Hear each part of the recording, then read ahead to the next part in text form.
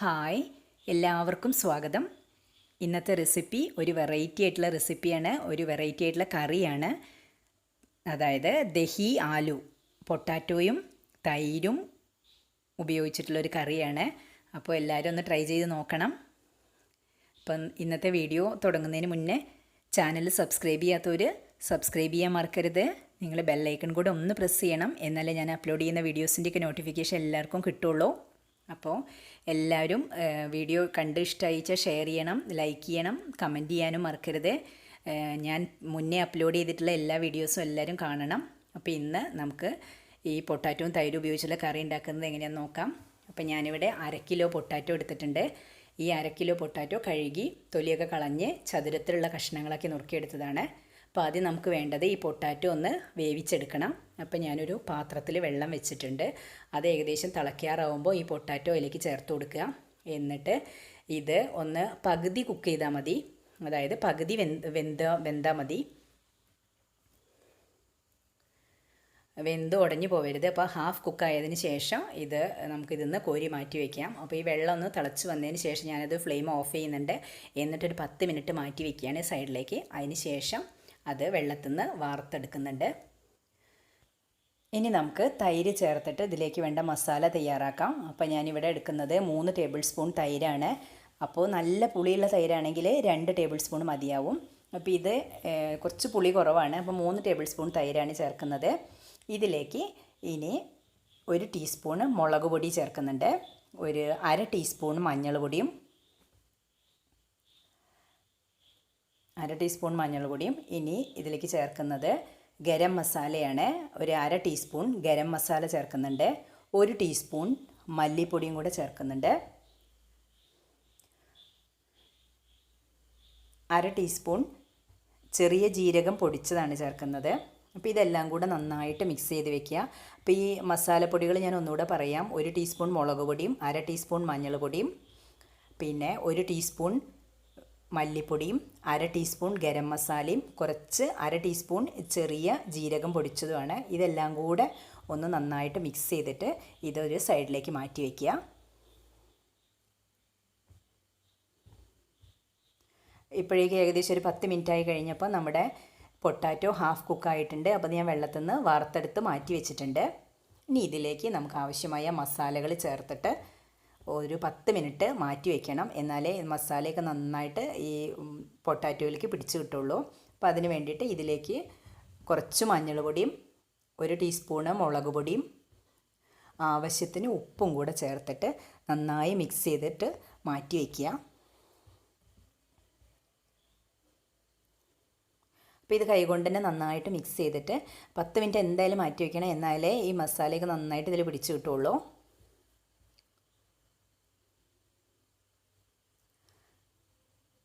അപ്പോൾ ഏകദേശം ഒരു 10 മിനിറ്റ് ആയതിന് ശേഷം ഒരു പാൻ ചൂടാക്കി അതിലേക്ക് ആവശ്യത്തിന് വെളിച്ചെണ്ണ ഒഴിച്ചു കൊടുക്കുക. എന്നിട്ട് നമുക്ക് ഈ പൊട്ടാറ്റോ ഒന്ന് ഫ്രൈ ചെയ്തെടുക്കണം.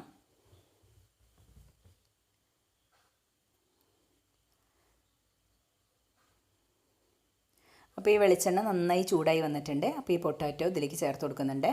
എന്നിട്ട് നന്നായി ഫ്രൈ ചെയ്തെടുക്കുക.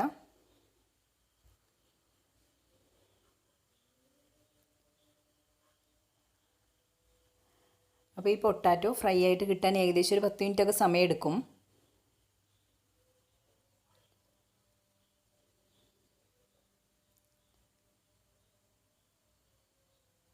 ലോ ഫ്ലെയിമിലിട്ട് ഇങ്ങനെ ഇത് ഫ്രൈ ചെയ്തെടുത്താൽ മതി.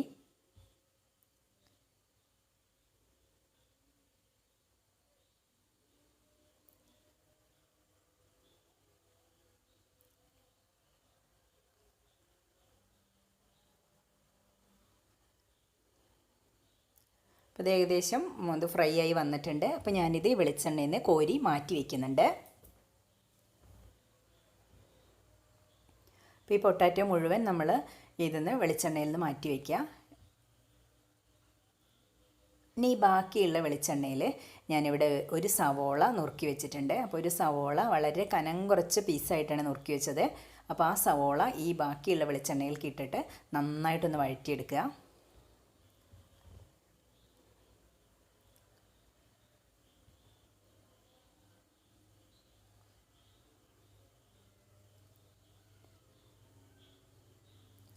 അപ്പോൾ ഈ സവോള വഴറ്റുന്ന സമയത്ത് ഇനി ആവശ്യമുണ്ടെങ്കിൽ നമുക്ക് വെളിച്ചെണ്ണ വീണ്ടും ഒഴിച്ചു കൊടുക്കാം.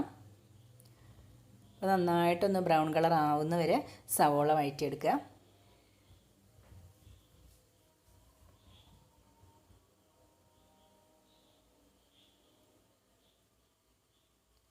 അപ്പോൾ ഏകദേശം ഈ സവോള വഴന്ന് വരുമ്പോൾ അതിലേക്കൊരു 3 പച്ചമുളക് എടുത്തു വെച്ചിട്ടുണ്ട്.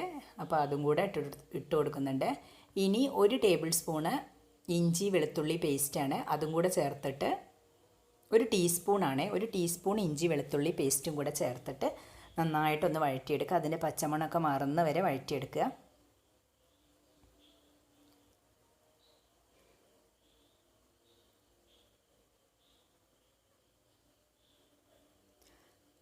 അപ്പോൾ ഇത് ഏകദേശം റെഡിയായി വന്നിട്ടുണ്ട്, വഴന്ന് വന്നിട്ടുണ്ട്, നന്നായി വഴന്ന് വന്നിട്ടുണ്ട്. അപ്പോൾ അതിന് ശേഷം ഇതിലേക്ക് നമ്മൾ നേരത്തെ എടുത്ത് വെച്ചിട്ടുള്ള തൈരും ഈ മസാലകളും ഒക്കെ കൂടെ മിക്സ് ചെയ്തിട്ടുള്ള ആ കൂട്ട് ഇതിലേക്ക് ചേർത്ത് കൊടുക്കുക.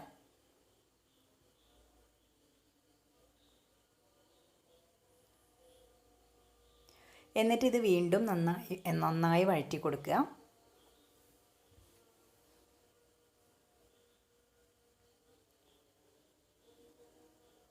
അപ്പോൾ ഇതിങ്ങനെ വഴറ്റിയിട്ട് നമ്മൾ ഈ പാത്രത്തിൽ നിന്ന് വിട്ട് വരുന്നൊരു പരുവമാവണം.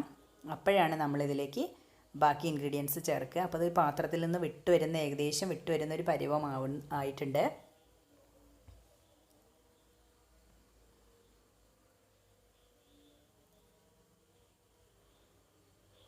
പിന്നെ ഇതിലേക്ക് നമ്മൾ ഫ്രൈ ചെയ്ത് വെച്ചിട്ടുള്ള പൊട്ടാറ്റോ ചേർത്ത് കൊടുക്കുക. ഇതിലേക്ക് ആവശ്യത്തിന് വെള്ളം ഒഴിച്ചു കൊടുക്കുക. അപ്പോൾ ഞാൻ നേരത്തെ തൈര് മിക്സ് ചെയ്ത് വെച്ച ആ പാത്രമാണത്. അപ്പോൾ അതിൽ വെള്ളം എടുത്തപ്പോഴാണ് അതിൻ്റെ കളർ ഇങ്ങനെ ഇരിക്കുന്നത്. അപ്പോൾ നമ്മൾ ആവശ്യത്തിനുള്ള വെള്ളം ചേർത്ത് കൊടുക്കുക. നമുക്ക് ഗ്രേവിക്ക് ആവശ്യമായിട്ടുള്ള വെള്ളം ചേർത്ത് കൊടുക്കുക.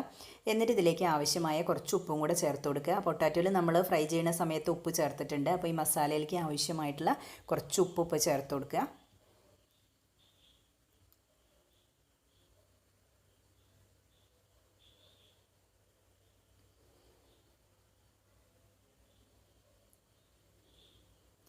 എന്നിട്ട് അടച്ചു വെച്ചിട്ട് ഏകദേശം ഒരു 5 മിനിറ്റ് ഒന്ന് കുക്ക് ചെയ്തെടുത്താൽ മതി.